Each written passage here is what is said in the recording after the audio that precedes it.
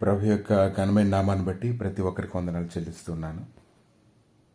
ఆయన గొప్ప మహిమకరమైనటువంటి సన్నిధిని బట్టి ప్రతి ఒక్కరికి కూడా ఎంతగానో స్తుతిస్తూ ఉన్నాను. యోహాను సువార్త 1:5 ఆ వెలుగు చీకటిలో ప్రకాశించున్నది కానీ చీకటి దాన్ని గ్రహింపకుండాను.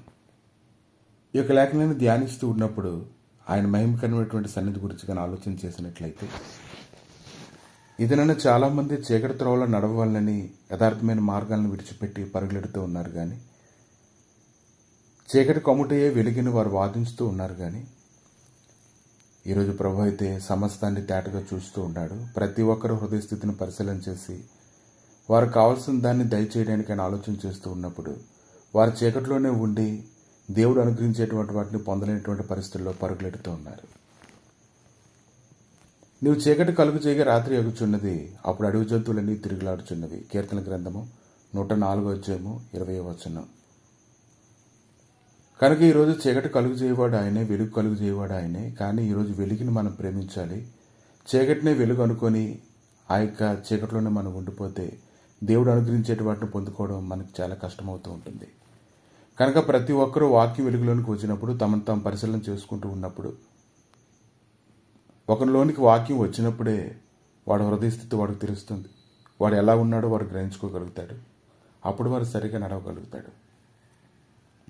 ఆ వెలుగు చీకటిలో ప్రకాశిస్తుంది కానీ చీకటి దాన్ని గ్రహింపకుండాను. కనుక ఆయన చీకటికి అమ్మజేయక మునిపే, మీ కాళ్ళు చీకటి కొండలకు తగలక మునిపే వెలుగు కొరకు మీరు కనిపెట్టుచుండగా ఆయన దాన్ని గాఢంధకారంగా చేయక మునిపే మీ దేవుడైన యెహోవా మహిమ గలవాడు ఆయన కొనియాడి. కనుక మన ఇష్టం వచ్చినట్లుగా మనం నడిస్తే మనం దాటుకున్నట్లుగా ఆయన మార్గాలు కంచివేస్తాడు. వారి త్రోవలన్నింటినీ చీకటిగా చేస్తూ ఉంటాడు. కాబట్టి ఈరోజు నీ బ్రతుకు మధ్యాహ్న కాలం తేజస్సు కంటే అధికంగా ప్రకాశించినట్లుగా, చీకటి కమ్మిన అరుణోదయంగా కాంతివంతంగా ఉండినట్లుగా, శ్రేష్టమైనటువంటి వెలుగులో నువ్వు నడిపించబడినట్లుగా ఈరోజు ఆయన సన్నిధిలో నిన్ను ఒప్పుకోవాలి. ప్రతి పరిస్థితిని ఆయన స్వాధీనంలో ఉంచాలి. మార్కు సువార్త 1:35 ఆయన పెందల కడినే లేచి ఇంకను చాలా చీకటి ఉండగానే బయలుదేరి అరణ్య ప్రదేశంలోకి వెళ్ళి అక్కడ ప్రార్థన చేయుచుండాను. ఎందుకు ఆయన అంత చీకటి ఉండగానే ప్రార్థన చేస్తూ ఉన్నాడు? చీకటి పడేసరికి ఎంతోమంది ఎన్నో రకాలైనటువంటి ఆశలు కోరికలతో పరిగెడుతూ ఉంటారు. కానీ ఈరోజు ప్రభు అయితే ఉదయాన్నే అరణ్య ప్రదేశంలో అక్కడ ప్రార్థన చేస్తూ ఉన్నాడు. కనుక 1 యోహాను 1:5 రీతిగా మేము ఆయన వాళ్ళని విని మీకు ప్రకటించి వర్తమానం ఏమనగా దేవుడు వెలిగి ఉన్నాడు, ఆయన ఎంత మాత్రం చీకట్లేదు. కాబట్టి భూమి నిరాకారంగా శూన్యంగా ఉన్నప్పుడు, చీకటి అగాధ జలములపైన కమ్మి ఉన్నప్పుడు, దేవుని ఆత్మ ఆ యొక్క ఆత్మ జలములపైన అల్లాడుచు ఉన్నప్పుడు ఆయన ఎంతో గొప్ప కృప నీ కోసం సిద్ధపరిచి ఉన్నాడు. ఒకవేళ నీ కన్ను చెడింది అయితే నీ దేహం అంతా చీకటమైపోద్ది. నీలో ఉన్న వెలుగు చీకటి వినేలా చీకటి ఎంత గొప్పది. కాబట్టి నువ్వు వెలుగు నిమిత్తం కనిపెట్టాలి. భూమి మీద చీకటి కొమ్ముతూ ఉన్నప్పుడు, కటిక చీకటి జనాలు కొమ్ముతూ ఉన్నప్పుడు ఆయన నీ మీద ఉదయిస్తూ ఉన్నాడు.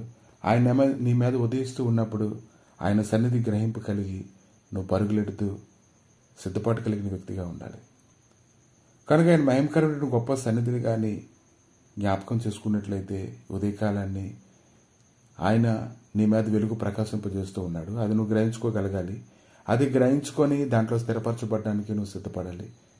నువ్వు చేయవలసిన పని ఏంటంటే దేవుడి లేఖనాల వద్దకు రావాలి. దేవుడి లేఖనాలు చదువుతూ ఉండాలి.